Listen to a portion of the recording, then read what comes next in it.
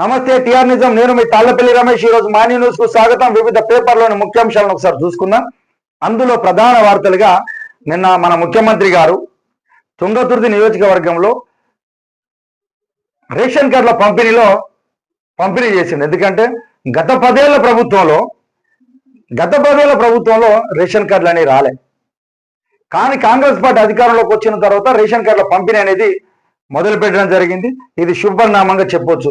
అట్లాగే ఈ రోజు దొడ్డి బియ్యం తినలేకపోతారు, అవి దొడ్డిదారిన పోయి వేరే దళాల చేతిలో పడతాయి, మా మేము చేసేటువంటి పథకానికి ఉపయోగం లేదని చెప్పేసి సన్నబియ్య పథకం కూడా తీసుకొచ్చిండు.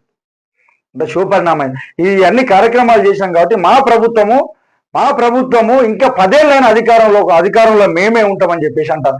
మీరు మంచి చేస్తే 10 ఏళ్ళు కాదు సార్, ఇంకా 15 ఏళ్ళు కూడా మిమ్మల్ని చేస్తారు. కానీ మంచి చేయాల్సిన అవసరం మీ పైన ఉన్నది. మీరు చేస్తారనే భరోసా కూడా ప్రజలకు ఉన్నది. కాకపోతే ఇక్కడ విషయం ఆలోచించాలి సార్. ఇక్కడ మన వరంగల్ జిల్లా నెక్కొండ మండలం నర్సంపేట నియోజకవర్గం నెక్కొండ మండలంలో ఒక ప్రాంతంలో రైల్వే స్టేషన్ దగ్గర గోడౌన్లు ఉన్నాయి సార్. అవి ఆ గోడౌన్ల వల్ల ఇది ఎందుకంటే అక్కడ ఒక్కరిద్దరి సమస్య కాదు సార్. ఇక్కడ ఆ చుట్టుపక్కల గ్రామాల సమస్య అది. ఆ పక్కగా గుండ్రపల్లి, నెక్కొండ ఆ చుట్టుపక్కల ఉన్నటువంటి ప్రజలది, అంటే వేల కొద్దీ ప్రజల యొక్క ఆవేదన సార్.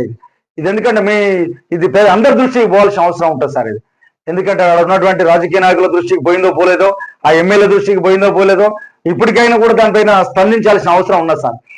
ఎందుకంటే ఆ పురుగుల వల్ల ఆ లక్క పురుగులు అనేటి పురుగు వాడు తయారైతుంది. ఆ తయారైన పురుగులు మొత్తము సాయంత్రం బయటికి వెళ్దామంటే ఒక్కొక్కరు ఒంటి మీద పడి కుప్పలుగా పడతాం సార్.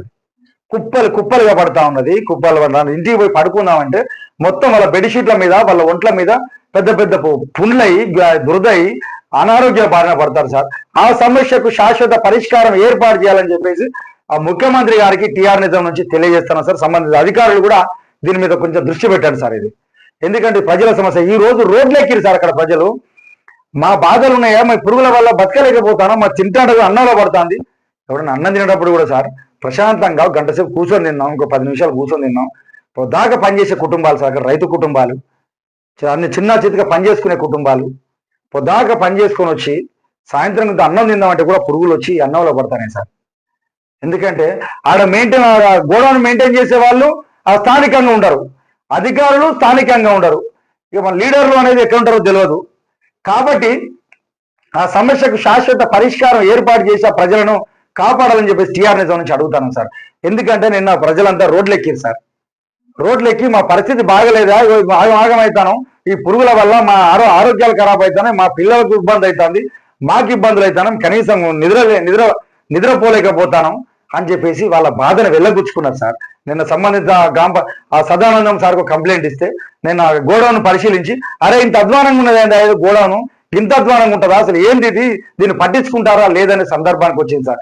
దీనిపైన పరిష్కారం, దీని మీద చర్య తీసుకోవాలి సార్. ఎందుకంటే అనారోగ్యంగా పడతారు ప్రజలు. వాళ్ళ ప్రాణాలకు భరోసా ఎవరిస్తారు సార్? వాళ్ళకు ఆరోగ్యాలకు భరోసా ఎవరిస్తారు సార్?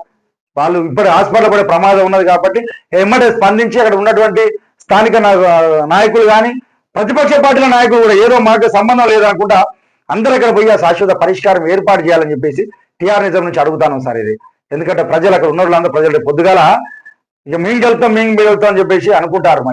మరి గెలవాలంటే కూడా ప్రజలు మంచిగా ఉండాలి కదా సార్. మీకు ఓట్లు వేయాలంటే ప్రజలు మంచిగా ఉండాలి. కాబట్టి దానిపైన దృష్టి చేయాలి. ప్రతిపక్ష పనులు కానీ అధికార పక్ష పనులు కానీ ఎవరైనా కూడా ప్రజల పక్షాన ఆలోచించాలని చెప్పేసి టిఆర్ నిజం నుంచి మీకు 2 చేతులు ఇచ్చి మొక్కుతాను సార్. ఇంకోటి, మన హైదరాబాద్ మహానగరంలో మనం రోజు చూస్తాను, జిహెచ్ఎంసీలకు వేల కొద్ది కంప్లైంట్లు పోతున్నాయి. అయినా కూడా అక్రమ నిర్మాణాలు జరుగుతాయంటే కూడా పట్టించుకునే దాఖలాలు ఉండలేవు.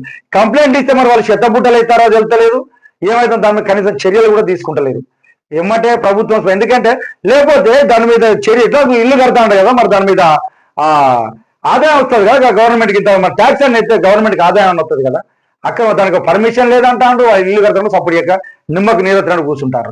కాబట్టి దీనిపై శాశ్వత పరిష్కారం చేయాలని చెప్పేసి వాళ్ళకు అక్రమ నిర్మాణాలు కట్టే వాళ్ళకి కూల్ చేస్తారా, లేక గవర్నమెంట్కి ఆదాయం తీసుకొచ్చే మార్గాలను ఏర్పాటు చేస్తారా, వాళ్ళపై చర్యలు తీసుకుంటారా, ఏం చేస్తారో అధికారులను అడుగుతా ఉన్నాం సార్.